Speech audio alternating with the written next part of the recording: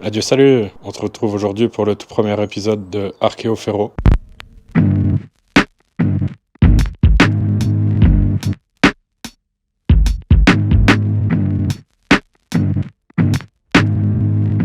On vient de faire 4 heures de route avec mon pote Tanguy. Là, on a faim, donc on va commencer par une raclette.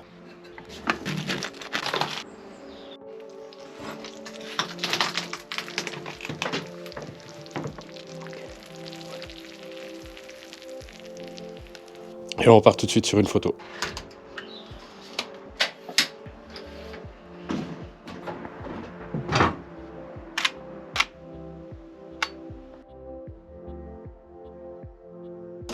Donc je vais garder mon appareil à portée de main. Comme ça, dès qu'une photo me parle, je vais pouvoir la faire tout de suite. Voilà, il y a très peu de lumière. Mais c'est assez joli, je vais vous montrer. Nous avons ici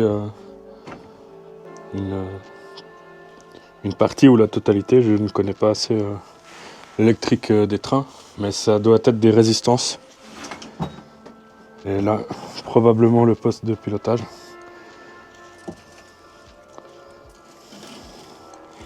C'est attaché à un vieux wagon qui a l'air en tout mauvais état, qui a l'air bien plus étroit également. Et là, nous avons un autre wagon qui a l'air également en piteux état, mais nous allons y jeter un œil après. Là, une très belle locomotive. Et là, ces vieux sièges en bois sont magnifiques. D'ailleurs, on a pu, comme vous avez pu le voir, on a pu y déguster une bonne petite raclette. Ils sont dans un piteux état, mais on y voit encore le charme d'époque. On va rentrer dans la deuxième partie. Le sol est pas forcément en très très bon état. Je vais faire très attention. Marcher plutôt sur les parties métalliques qui m'ont l'air encore bien soudées. Et là, c'est la deuxième partie des résistances.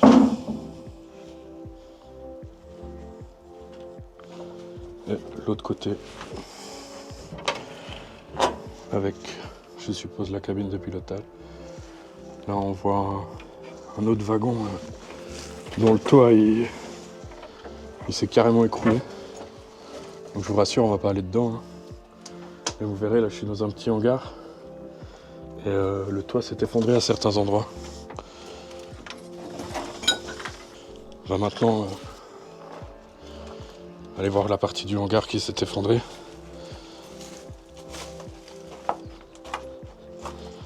Là, on peut encore voir. C'est de l'autre côté du système électrique que je vous ai montré avant. Donc il y a des systèmes d'aération, il devait faire chaud là-dedans.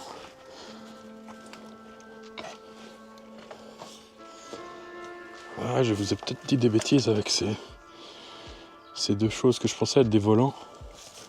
Car là, on a une locomotive. Et je pense, peut-être, je vais demander à Tanguy après. Car il travaille dans le domaine ferroviaire et il s'y connaît beaucoup mieux que moi. Moi, j'adore l'esthétique des trains, mais c'est vrai que tout ce qui est mécanique, j'y connais rien du tout. C'est peut-être des freins, où il va nous expliquer, car là, ça a plutôt l'air d'être la locomotive. Et ça, on a en tout cas la forme.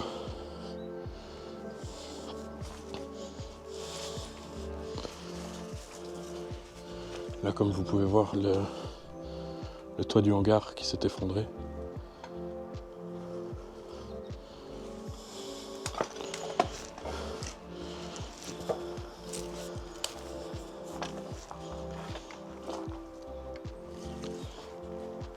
Je trouve qu'elle a du charme, je vais la prendre en photo. On dirait un wagon de stockage. Et comme vous pouvez le voir, le toit s'est écroulé dessus. On va maintenant sortir de ce hangar. Et je vais pouvoir vous montrer ce toit écroulé. On va faire le tour des wagons. Je les ai vus en arrivant, mais je les ai pas forcément observés de plus près. Donc là, on a le wagon qui est complètement cassé, qu'on a vu depuis l'intérieur avant. Le toit écroulé. Et là-bas, on y reviendra plus tard, il y a un tunnel.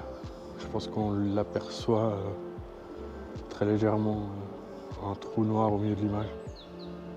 Et ça, c'est un tunnel, on va sûrement le photographier.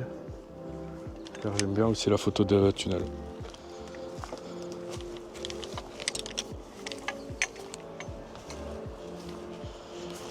Donc on est sur une compagnie minière.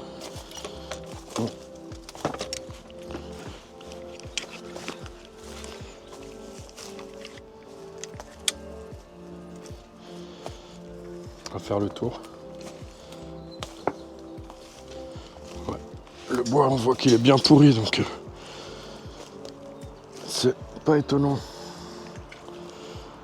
que le toit se soit effondré. Là, on voit des vieilles traverses et un vieux wagon où le sol, on dirait qu'il s'est désintégré carrément. Je me demande si le hangar il venait même pas jusqu'ici, vu les tuiles et le bois qu'il y a sur le sol. Nous sommes sur une ligne minière et probablement un wagon qui transportait du minerai.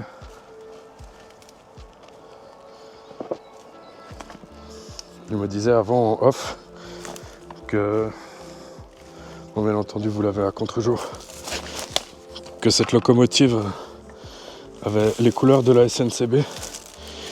Et du coup il se demandait si ce n'était pas une ancienne locomotive de la SNCB tout simplement. Alors, je vais essayer de vous la filmer sans ce contre-jour. Et si ça joue pas, j'irai de l'autre côté, ne vous inquiétez pas. Donc voici la locomotive avec la bonne lumière. Enfin pas à contre-jour. Je vais en profiter également pour faire une photo. Et vous voyez également là, ça doit être des très très vieux wagons car ils sont en train de se désintégrer de l'intérieur sur toute la ligne. Je vais me faufiler là pour pouvoir faire la photo.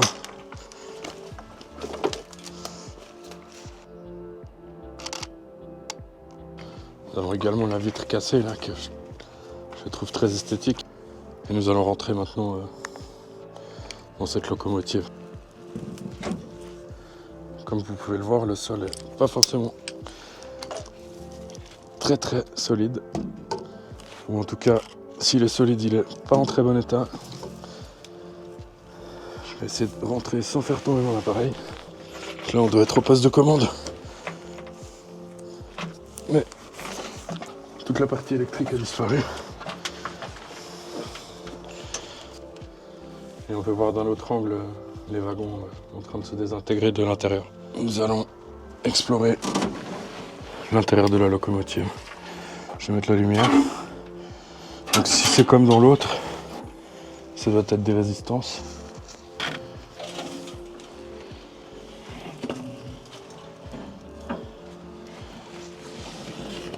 Tout un système électrique. Un sol métallique tout rouillé. Ouh, il y a quelques fuites. Un beau tas de rouille. Hein.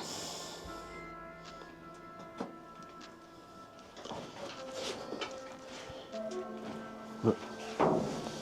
On entend le train SNCF.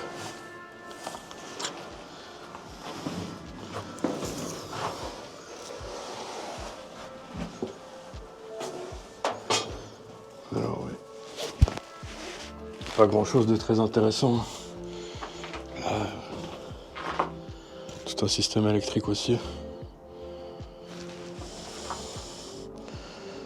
On voit qu'il y a eu dû avoir un peu de ménage. Hein.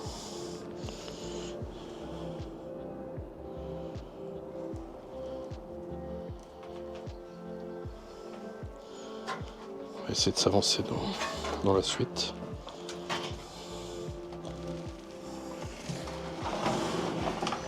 Donc, ça a l'air d'être la même chose, mais en effet miroir. On va pouvoir sortir de cette locomotive. J'ai vu Tanguy, on va aller lui demander cette histoire de frein. Peut-être qu'il va pouvoir vous faire une belle explication.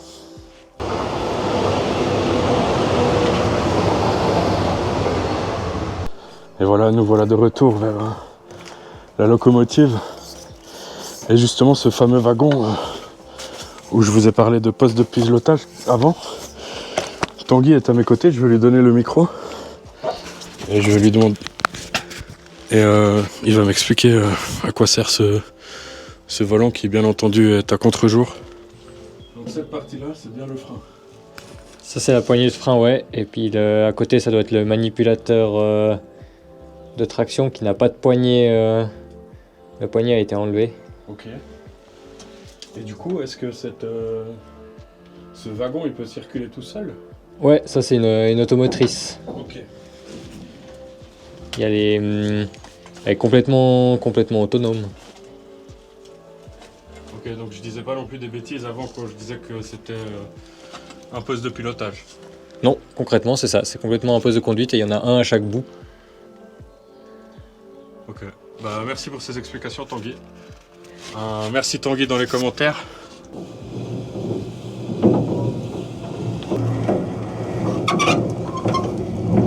On va pouvoir maintenant se diriger vers ce tunnel abandonné. La suite de la visite se déroulera là-bas.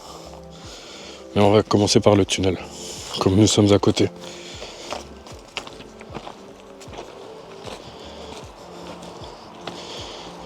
Alors on va pouvoir déjà faire une photo du tunnel de l'extérieur. Et nous irons après à l'intérieur. Là, on est pas mal. On va pouvoir faire la netteté sur le début du tunnel. Et ça rendra une belle photo en noir et blanc. Et voilà, donc on va pouvoir s'avancer dans le tunnel. Alors je vous rappelle que la ligne n'est plus utilisée. On s'aventure pas là-dedans comme ça pour l'adrénaline, etc. C'est vraiment parce qu'on sait qu'elle n'est plus utilisée et que c'est joli de visiter un tunnel ferroviaire à pied. Donc là, nous sommes dans le tunnel.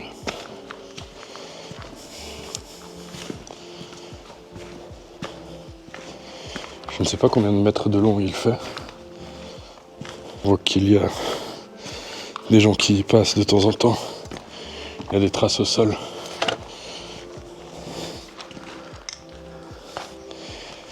« 08 ». Aucune idée car je pense pas que j'ai marché 800 mètres depuis le début.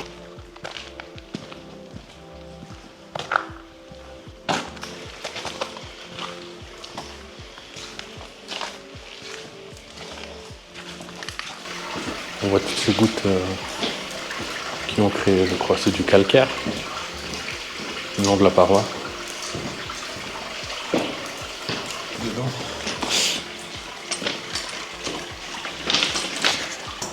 Le même style de photo que je fais en général dans les tunnels abandonnés, avec une longue pause dans laquelle je profite de marcher dedans. Si je m'éclaire pas, du coup l'appareil ne me voit pas. Et je peux éclairer tout le tunnel, jusqu'à ce que la photo s'arrête pendant le temps de la photo. Donc, dès que la photo elle déclenche, là j'ai mis le retardateur, je vais avancer dans le tunnel. Voilà. Tout en espérant que l'appareil ne capte pas la lumière qui est sur moi. En théorie, comme elle est cachée, il ne la voit pas, et du coup j'arrive à éclairer de plus en plus loin du tunnel.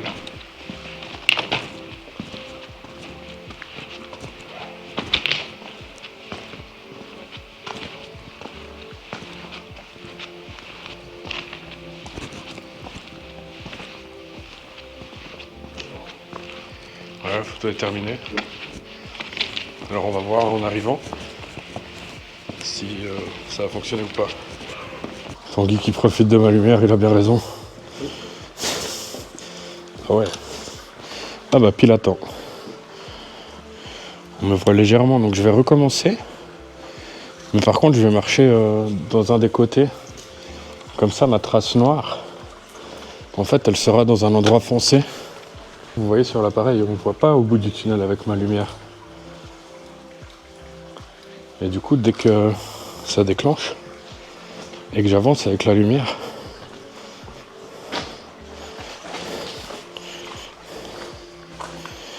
et bah, ça fait que ça éclaire tout le tunnel.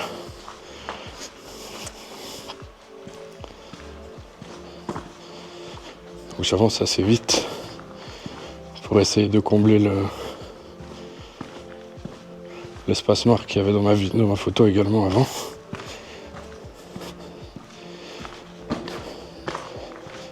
Là je suis allé un peu plus loin déjà. Donc normalement quand je vais arriver,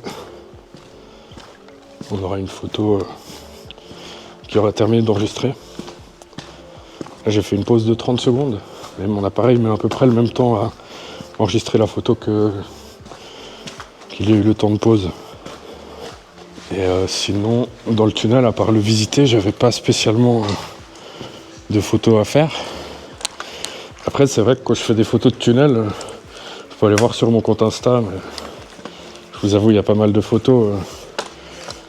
En général, je fais trois photos du tunnel, une de l'intérieur, une de devant, une de derrière. Ou alors, si c'est un tunnel encore emprunté, bien entendu, des deux côtés, mais pas de l'intérieur.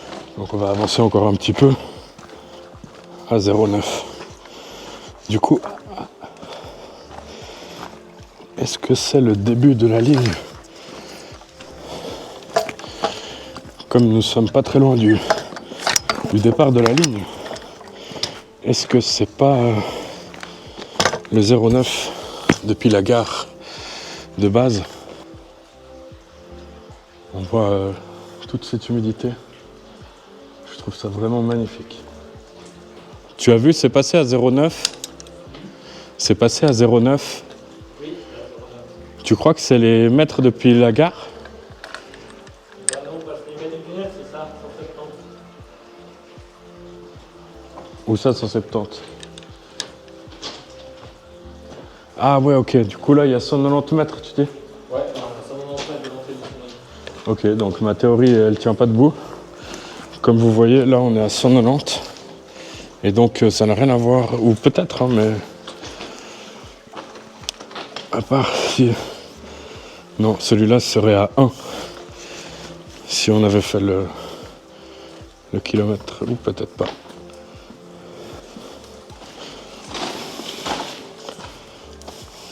Là, on est à 1.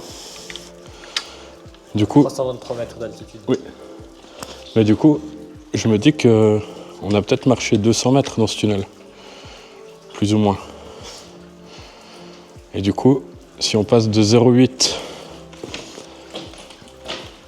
Là, on est à 200, donc possiblement 1, ça c'est kilomètres depuis la gare. Depuis la gare. Ouais. Du coup, on... Là, on est au kilomètre 1 de la ligne. Voilà.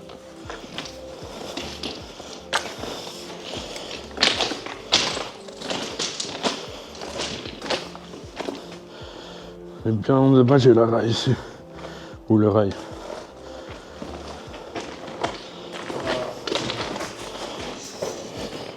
Donc nous voici sortis du tunnel.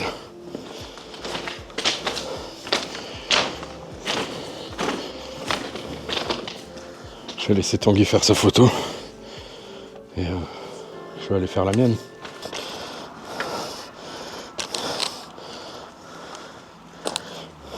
Et voilà. En noir et blanc, elle va être sympathique.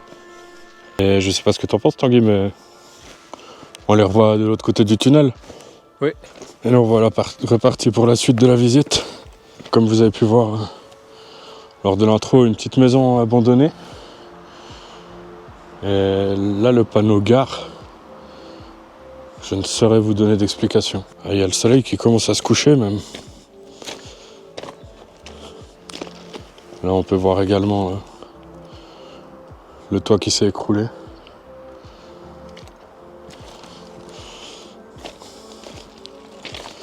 Là-bas, la suite des wagons abandonnés.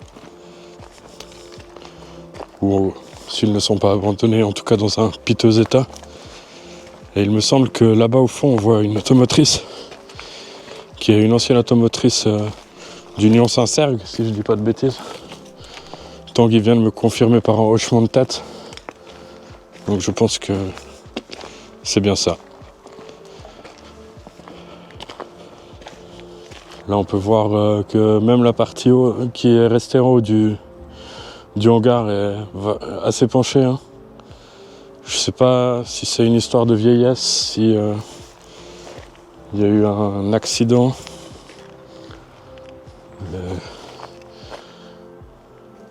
J'ai vu qu'ils ont enlevé des parties métalliques, comme vous le voyez là-dessus, sur les dînes. Du coup, est-ce que c'est en faisant ces travaux-là? Tout ceci n'est que supposition, hein, bien entendu. Là également, en contrebas, des voies désaffectées. Hein. Là, on a un système d'aiguillage un peu plus récent. Je sais pas si vous le voyez, mais la magie du montage va vous faire apparaître juste à côté. Paf! Magie! Tanguy vient de me dire que c'était peut-être des voies SNCF sur le côté. Elles étaient peut-être en communication, comme le minerai était prévu d'être amené dans une ville pas très loin. Donc là, la ligne a également été coupée.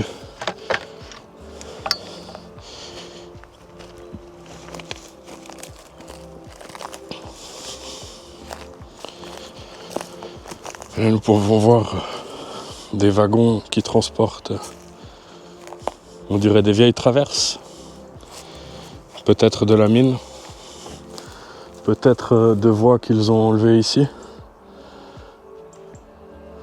Mais là, c'est un joli point de vue, je vais faire une photo. Waouh, j'aime bien l'esthétique de l'arrière de ces wagons. Je vais en faire une photo. J'en profite pour vous rappeler que toutes ces photos sont disponibles sur mon compte Instagram que je vous mets en description. Voilà. Et on va pouvoir continuer la petite visite. Donc là-bas, je sais pas si vous le voyez bien encore, mais là derrière, il y a le vieux wagon de la compagnie Lyon Saint-Sergue Morée.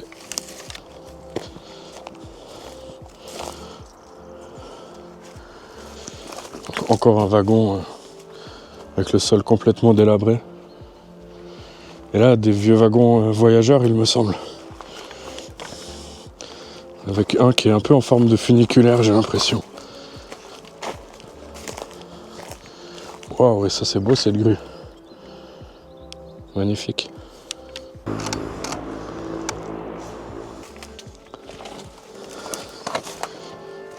Avec encore, on dirait des traverses. Une autre grue.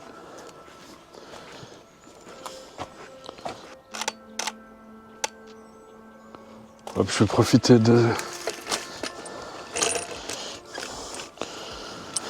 d'être dans cette allée pour faire une photo du wagon en forme de funiculaire. Alors je dis en forme de funiculaire. Vous voyez, il est plat et les sièges ils sont inclinés. Ce qui me fait penser que c'était sur une montée assez raide. Sinon je vois pas l'intérêt de faire un véhicule de ce format.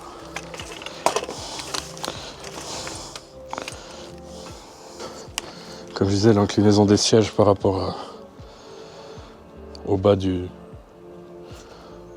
véhicule. Hein.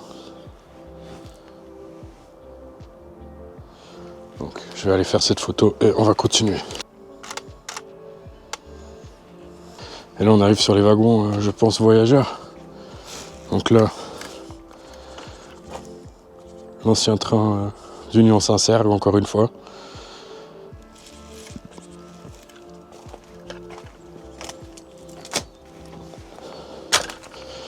Alors attention au sol. Hein. Ah, et non, c'est pas des sièges, c'est pas des wagons voyageurs. Je m'imaginais que oui, mais ça a plutôt l'air d'être des anciens wagons marchandises hein, ou de travaux. Là, on voyait un peu d'outillage.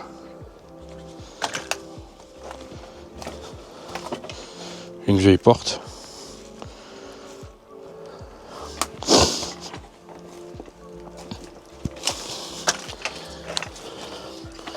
Celui-là par contre a l'air d'être un ancien voyageur. Alors je pose mon appareil là. On va monter en espérant que c'est solide. Hop. Essayer de marcher le plus dans les bords possible. Ah, même pas sûr, hein. Ça peut être aussi un wagon marchandises. Mais je vois pas l'intérêt de charger des marchandises comme ça, donc je pense plutôt à un voyageur. Oh là là, le bois est vieux, hein.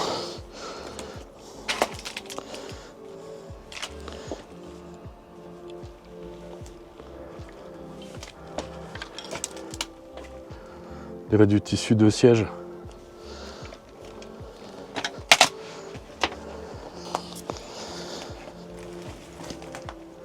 Là, il y a effectivement des sièges.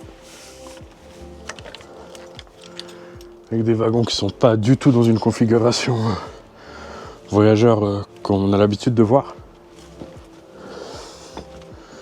Ah, on dirait un tanguy sauvage. Donc possiblement c'est justement le raccord à la ligne SNCF qu'on disait tout à l'heure, qui partait dans la grande ville la plus proche, quoi. Le wagon il se mettait sur la plaque et puis il basculait le wagon dans le wagon SNCF. Donc je sais pas si vous avez bien entendu, mais donc le véhicule il se mettait sur la plaque ici, et ensuite il le basculait là en bas dans le wagon SNCF. Donc on peut voir que c'est un autre écartement de voies. C'est des voies normales, alors que jusqu'à maintenant nous étions sur des voies métriques. C'est les mêmes wagons, mais qui ne sont pas remplis. Aïe. Donc là c'est un ancien d'Union Saint-Sergue aussi qu'on peut voir à travers.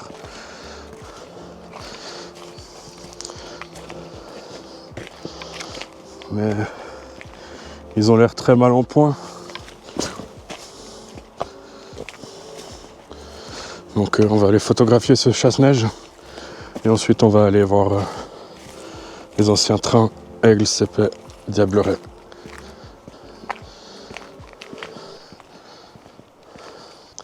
Ah bah il est là le chasse-neige.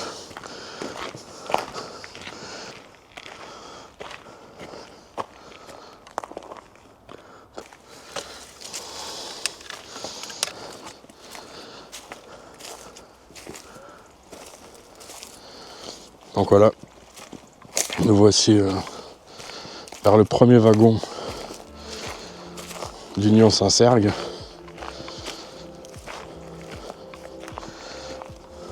Je ne sais pas du tout l'état qu'ils ont à l'intérieur. Mais comme vous voyez, hein, tous les wagons ils sont dans un piteux état. Hein. Là on a un joli point de vue.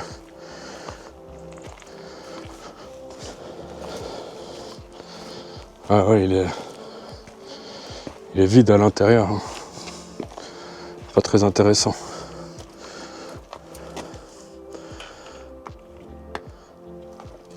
On va voir si on a un peu plus de chance pour le deuxième qui est juste là devant.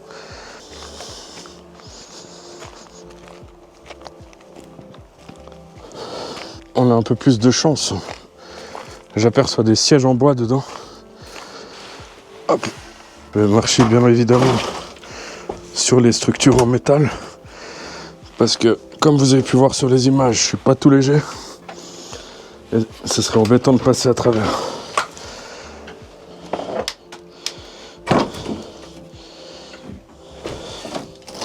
Alors des beaux vieux sièges en bois encore. Hein.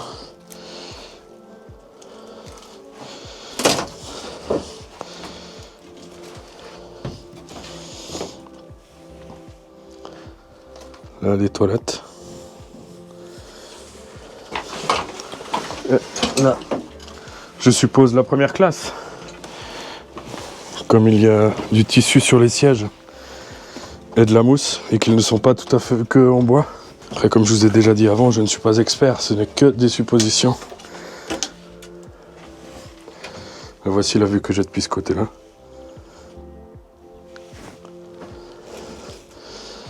Alors, je vous propose maintenant de voir l'avant, avec ce qu'on dirait le poste de commande. Oui. Alors attendez, je vais vous mettre un peu de lumière. Voilà. On va pouvoir. Marche. Je vous laisse là et on se retrouve vers les ASD. Et comme promis, nous voici devant les ASD.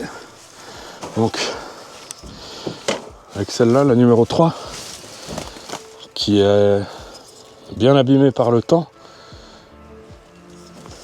La numéro 12, qui a été graffée.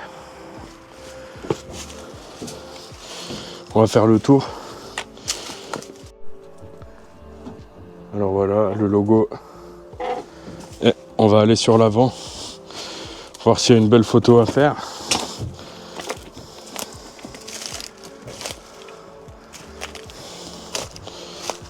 Sûrement, hein. Ouais, elle est assez jolie, hein. Après, oui, elle est abandonnée, elle est graffée, mais du coup, on va dire qu'elle est là aujourd'hui comme ça, donc on va la photographier comme ça. Alors, on va essayer de bien se centrer, hein. Alors, on va monter dans les trains maintenant, faire un petit tour et voir ce qu'il en est. Donc, le poste de commande avec le vieux siège.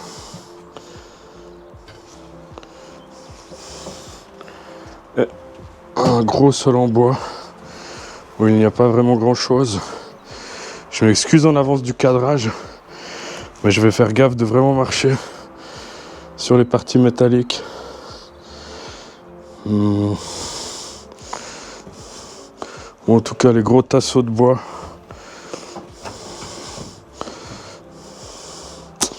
Ouais, pas vraiment confiance en tout ça, mais ça a l'air de tenir. On va doucement quand même. Donc il reste pas grand chose, hein, comme vous pouvez le voir.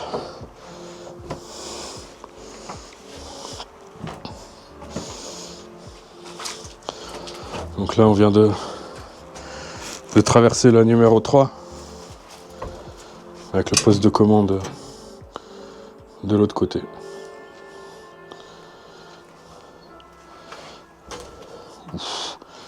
L'autre est dans un bien piteux état.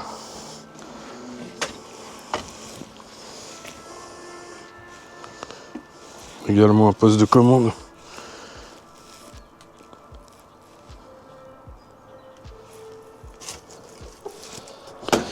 Donc je vais bien marcher sur le métal et pas trop m'aventurer dans celui-là. De toute façon, comme vous voyez, il n'y a pas grand chose à voir dedans.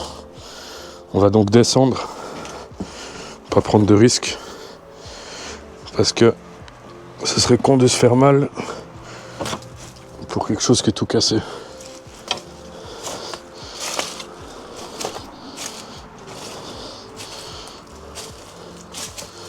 Là, une bobine de cap. Je ne sais pas du tout à quoi ça servait.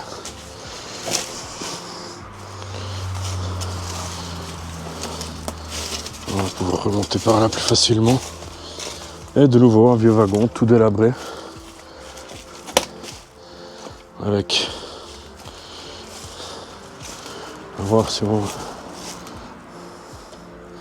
peut avoir un plan plus ou moins sympa de celle-là.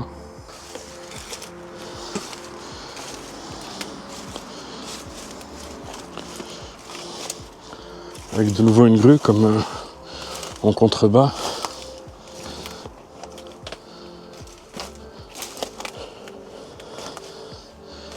Et encore des vieux tas de ferraille, quoi.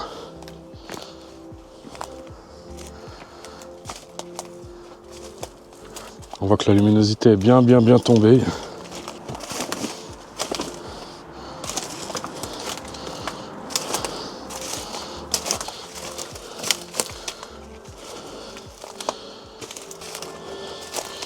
Donc là on va finir par l'autre côté avec un beau vieux train qui est à double pantographe. Donc là on peut voir depuis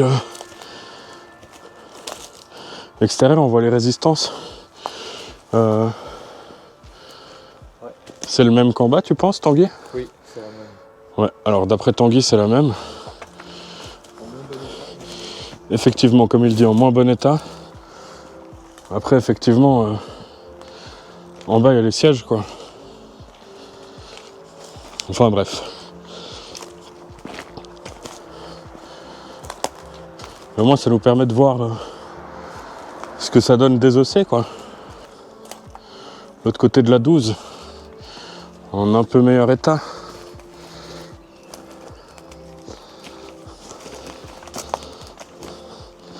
On voit qu'il n'y a plus de rails sur la partie où je marche. Et on va arriver au bout. Hein. Là, comme vous voyez, le soleil est parti derrière les montagnes.